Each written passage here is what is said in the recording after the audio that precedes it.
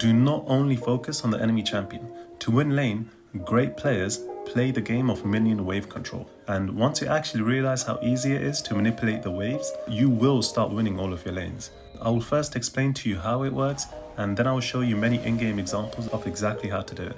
Trying to put the pressure on A's. The wave manipulation on the bottom lane is why these ganks are so successful. You have wave manipulation plus ward control, and then suddenly after time, it's so oppressive the way this team So plays. what is this whole wave management that pro players always talk about, and how can you apply it? The three common tactics are the slow push, the fast push, and the freeze. Playing them right will win you the lane, and in my experience, only challenger players know how to play against them properly. You probably think that you get unlucky whenever the wave ends up in a bad position because of the random fighting that happens in lane, and then you get punished for the bad wave position. What's worse is that you sometimes die in a fight without even realizing why, meaning you can't even learn from it. But I will show you, using examples, how you can control your lane and why you must if you want to not only rank up, but rank up fast. I'm covering slow push first because it's the first thing that happens in lane, either in your direction or the opposite. So when you deal more damage to the minions at the start of the lane, the enemy minions will die first and the wave will start pushing away. You now have a slow push. It can also happen if you just attack the enemy champion inside their wave, because the enemy minions stop attacking your minions and start attacking you. So as the enemy minions die faster, their overall damage to your minion decreases. Meanwhile, your minion damage increases because they die slower, which makes them stack up more and more. When you have the slow push going, it's important you don't actively push the wave. You should only last hit, otherwise you'll push it too fast before the minions stack up. You should only hit them if the enemy champion is trying to push the wave back, in which case either punish them for it or push back faster. It's important they do not finish the first wave before you, because the first advantage of the slow push is that you will always level up first. So normally the first champion to clear the first 4 minions will get level 2, and that's actually the most common first blood play in the game. However, if it's a slow push, then you'll get level 2 after the 3rd minion.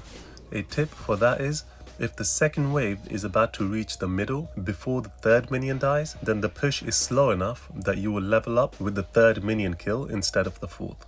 This is really important. It's a time window in which you will always win the fight with any champion. So what you need to do is look for an opportunity to fight just before level 2 and surprise them with a level up in the middle of the fight. If you can't surprise them with it, then after level 2, position aggressively, and if they don't respect your power spike, they'll pay for it. Another advantage of the slow push is that you will have more minions than them, and as I explained in detail in my last video, minion damage will win the lane alone if you know how to use them. Enemy champion cannot take a long extended fight anywhere near your minions. All they can do is short trade and back off. If they take a long fight, you can literally just stand in your wave and fight back, even if you're a weaker champion. However, a good player won't fight you because of this.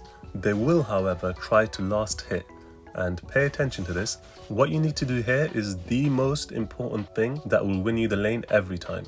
During the slow push, they probably shouldn't fight you because of the minion advantage and sometimes the level advantage, but they will come out to last hit the minions. And trust me when I tell you, they will always try to last hit.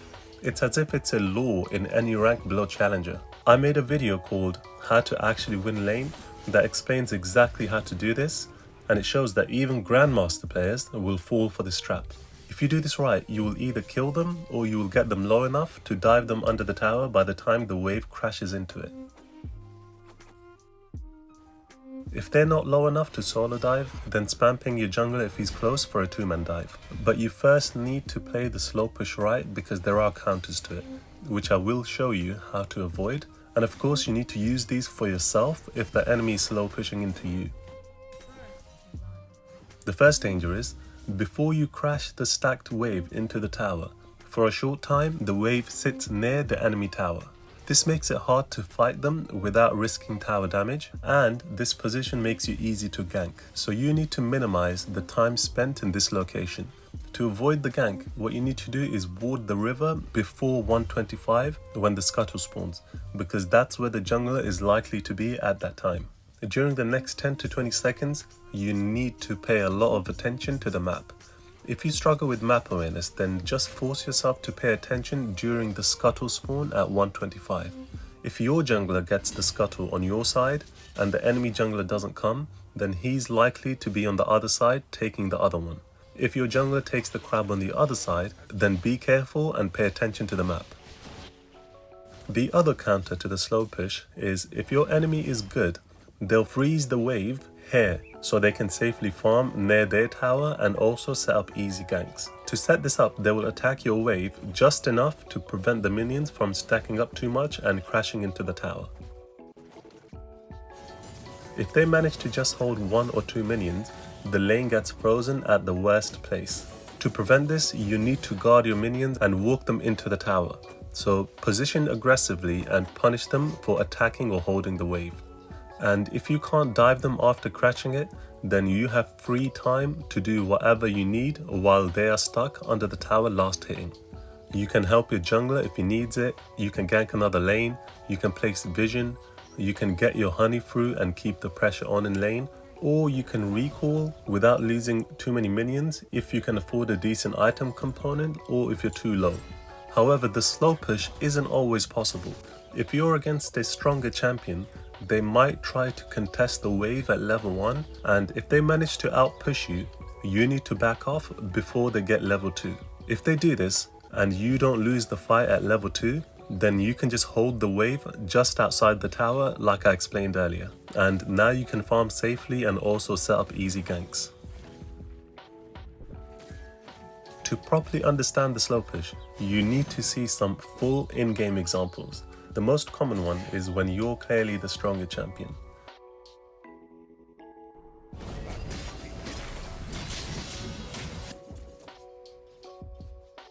So far I've been punishing this Nasus every time he tries to last hit. I place a ward before the scuttle spawn when I know I won't miss a minion, and then I go back to punishing last hit or his bad positioning. At this stage, the Nasus wants to keep the wave here because I cannot run into his tower to trade. However, he still has to come out for last hits, and that's when I punish him every time. Even if it means taking tower shots, I just need him low enough to execute. And then here I make a mistake. I'm too low health to dive him until I get the honey fruit. But it was in fact a free dive, if only I didn't tunnel vision for the honey fruit. My jungler is in the perfect position for a dive, and it's normally something you should always do against Nasus with your jungler. But all I was thinking about was that I can dive him after healing. But it's fine because I can kill him anyway, so I just wait for him to last hit or overextend and I kill him for it. And Kayle is another champion that wants to freeze her wave just outside her tower so she can farm safely before she hits level 5. Watch how I position aggressively to punish every single last hit she goes for.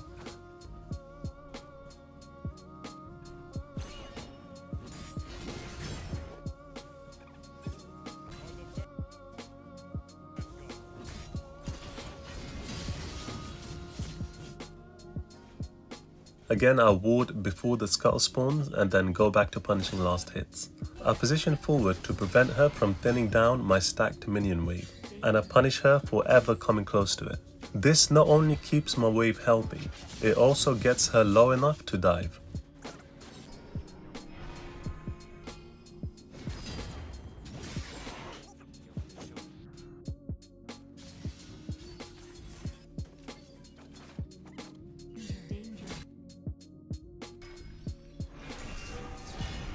Diving with a huge wave is actually really easy because if they fight back, then all of your minions that you've stacked up will jump onto the enemy. I walk up to her but don't actually attack because I don't want the tower aggro. I just want to bait out her barrier. She attacks me and takes all the minion damage. The minions are so strong that they eat through her entire barrier in 2 seconds. By the time I get back to the wave, it's slow pushing towards me, which means I can freeze and completely deny the enemy champion. Against this Yasuo, I try to get his shield and fail, but it's fine because I have the slow push going and I hit level 2 first. He stays too close and I punish him for it. I failed the level 2 surprise because I hit level 2 on the 3rd minion instead of the 4th, and I wasn't paying enough attention. But still, as soon as I got level 2, I ran up straight away to apply pressure, and he doesn't respect it and loses the trade. At this stage, he can only short trade me. If he ever tries to all-in fight inside the wave, he will die to the minions. Again, I punished the last hit to get his shield, and another last hit punish. It's actually so easy to win lane once you realize how greedy everyone is for the last hits. So here I probably should have killed him with my flash and skill 1, so that was a mistake by me. And then here I should have warded, but I see that I can dive him before his shield comes back. But I was far too late. All I had to do was wait for the wave to crash into the tower, and it was a free dive. Still, I force him to recall and he misses a wave. And again, by the time I get back to the wave, it's pushing towards me again, so I can freeze it. Against this Riven, I'll make sure to get my last hit in before hers, so I can punish her when she tries. But my silence was on cooldown, so I could not charge it early enough. She backs off into her minions where she can safely fight back. I would rather not fight there, so I back off.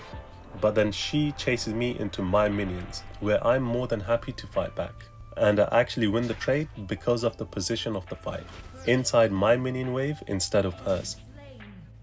Cool Luna, I hope I said that right, commented this on my last video, which was the perfect way to think about your minions. They are your tower in the middle of the wave, so use them for safety and to win the fight. But don't dive into their tower unless you're strong enough to tank it and still win. Because I'm paying attention to my minions, I know I will hit level 2 after this last hit, and I also know that she wants to last hit this minion. So as soon as I get level 2, I run straight for her and pretty much win the lane because of it.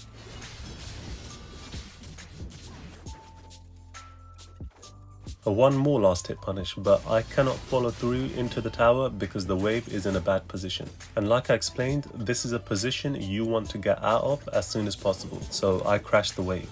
This Riven, however, plays it smart. She moves forward for a second, stopping the cannon minion before it gets in tower range. That means the cannon will stop her next wave right next to her tower, which is a terrible position for me, because my jungler isn't here, and the enemy jungler is.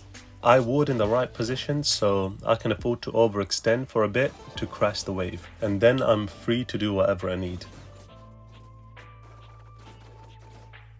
I decide to keep the pressure in lane because I'm ahead.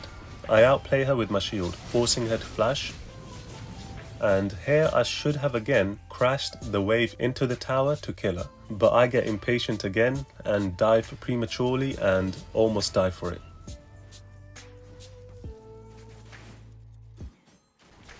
And here is another big tip. I make sure to attack the first minion as soon as I can before the enemy champion. I finish my minion before the enemy just because I want to be free to punish them when they go for their last hit, and then reset the minion aggro. And then keep punishing the last hit whenever I can. And again, I'll make sure to hit level 2 first and apply pressure straight away. The Irelia doesn't respect it because she thinks she's a stronger champion, but she's only level 1. After that, I don't attack the minions because that ruins the slow push. I just wait for her to last hit again so I can fight her and get her low enough for a kill. And once again, I level up before her, and she again either doesn't respect it or doesn't expect it, and she pays with a life. After killing her, I crash the wave and recall without losing anything. And by the time I get back, what usually happens is that they push the wave before you get there. This almost always happens. If you're healthy enough and the enemy doesn't die or they don't recall, you can stay in lane because the enemy tower clears your wave and it will then start slow pushing towards you. Now you have the ability to freeze the wave. And freezing the wave when you're stronger is the most powerful wave manipulation tactic in solo queue. And I will show you how to set this up in many different ways, how to keep it and how to use it to get kills in my next video. If you have any questions or any comments, then please let me know in the comments and I will always answer you. You guys have encouraged me to keep making these videos because at the start I only wanted to just make a few Garen guides and that's it. But now I will cover every kind of play in the game, including the laning phase, mid game, late game and team fighting. And hopefully I will also cover every champion in time if I have time. But to do that I will actually have to learn every champion properly first and then make proper guides. These videos are taking a lot longer than I expected, but if they keep doing well, I will put more and more time and effort into them. So help my channel by subscribing and share the video with the people that you play with. Thank you and good luck.